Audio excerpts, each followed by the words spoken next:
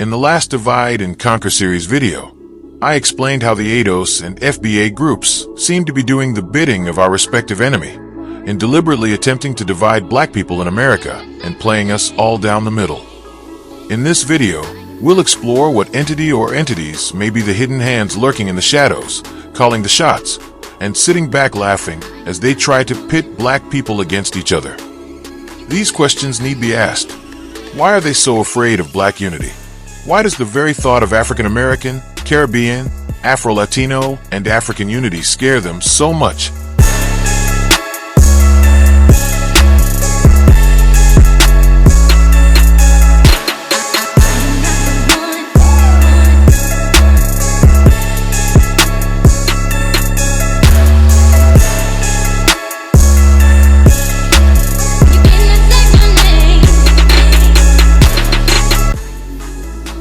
In the first of the Divide and Conquer series videos, it was suggested that the ADOS and FBA groups were spreading inaccurate historical information about the origins of black Americans, and that this misinformation was, as some people tend to believe, deliberately done in an attempt to divide and conquer black people, specifically black Americans, Caribbeans, and Africans.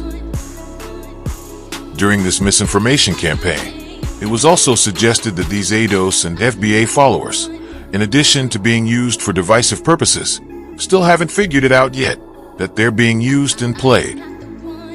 Given past incidences in our history of government-ordered clandestine operations, posing as independent, charitable, or grassroots organizations and fake black leaders who were bought and paid for, these are telltale red flags that show that an organization might be fake or covertly controlled by a government or other entity. Two such organizations, which might be controlled by a government or other entity, are the so-called ADOS and FBA movements. It's very strange that many amazingly coincidental events occurred and comparatively led up to the beginnings of these movements. For instance, in 2016, Donald Trump became President of the United States. President Obama declared a federal emergency for Flint, Michigan, a predominantly black city, for their water crisis, which still remains a crisis to this day. High-profile killings of black people, like Alton Sterling in Baton Rouge, Louisiana, and Philando Castile in Falcon Heights, Minnesota, sparking national black outrage. Black Lives Matter movement protests intensified around the country, demanding justice and accountability for police brutality. The Southern Poverty Law Center reported a rise in hate crimes, with nearly 900 reports of harassment and intimidation in the 10 days following the election. The vast majority of black people voted for President Obama twice, but became extremely disillusioned with his willful and obvious do-nothing for black people attitude while in office. Economic anxiety and racial blame abounded and was racialized, with narratives like, "Immigrants are taking our jobs," causing resentment. You also had, coming out of nowhere, online squabbles geared towards further dividing the black community from our allies, such as the Black and Latino division, and the Black male and female division. And then there was this. The major problem of Israel is with the younger generation of the black community. All of the events just listed and were happening in 2016 and before were bringing the black community in the United States, which includes African Americans, Caribbeans, Latinos, and continental Africans together. The powers that be couldn't allow this unity to take place. So it seems the same powers that be had to do something to stem the tide of black unity and cohesion before it was too late. Enter fake organizations allegedly controlled by government or other entities previously spoken about. Shortly after 2016, when the attempts to divide blacks and Latinos, then black males and females, the ADOS, and then the FBA movements materialized out of nowhere, further trying to divide the American black community from our continental and diasporan families. Another strange coincidence relating and geared towards the disruption of black unity and the defeat of white supremacy and imperialism is yet another group, but this time on the African continent. A group formerly known as Operation Dujala, but now known as the Dujala Movement, is a small group of black people in South Africa with much the same talking points as the ADOS and FBA groups, who also call themselves a movement, and they all have the same talking points as white supremacists. What are those talking points? Well, the 5 most racist xenophobic talking points used by supremacist organizations of like mind are: America was built by them, meaning all the major advancements in America are there because of them. And while all groups played an important role in making the United States what it is today, some, definitely more than others, they maintain that if it wasn't for them, America wouldn't be America.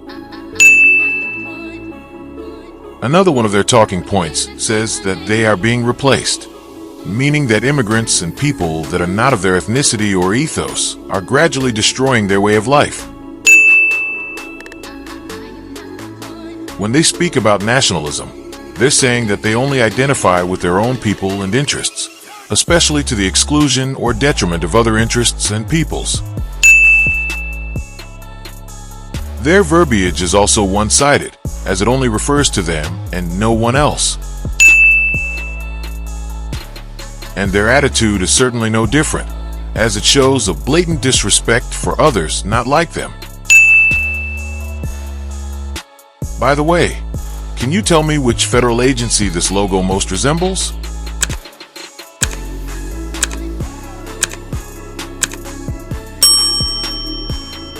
Answer: the same federal agency that gave us COINTELPRO, the counterintelligence program notorious for series of covert and illegal operations between 1956 and 1971 by the United States Federal Bureau of Investigation, under its director, J. Edgar Hoover, aimed at surveilling, infiltrating, discrediting, and disrupting black people, theirs and other political organizations that the FBI perceived as subversive. Speaking of being infiltrating, discrediting, disrupting, and subversive, the United States government wrote National Security Council Memorandum No. 46, released on March 17, 1978, of which the subject was Black Africa and the U.S. Black Movement. Basically, the memorandum states that due to current developments on the continent of Africa, there should be a review on how those developments impact the African American community.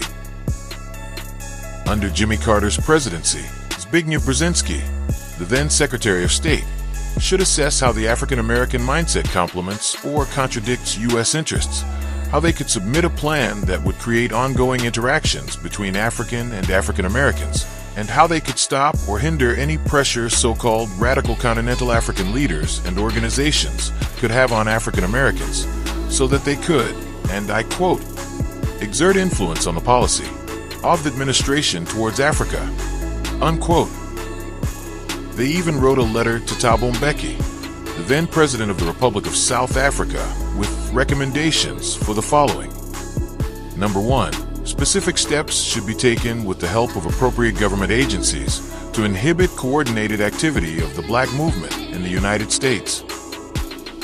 Number 2, special clandestine operations should be launched by the CIA to generate mistrust and hostility in America and world opinion against joint activity of the two forces, and to cause division among black African radical national groups and their leaders.